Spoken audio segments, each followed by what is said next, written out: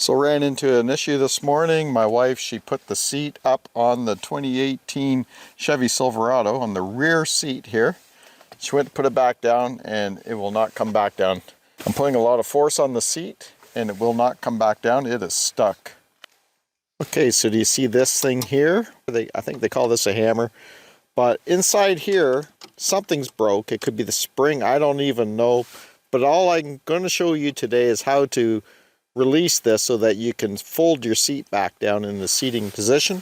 So you're going to take a screwdriver and you're going to put it right here like this. You're just going to twist it and there we go. Now your seat's loose.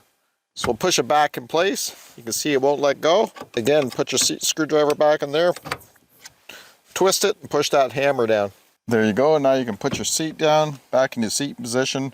Should probably leave it like this from now on until you get that spring fix or whatever the problem is there.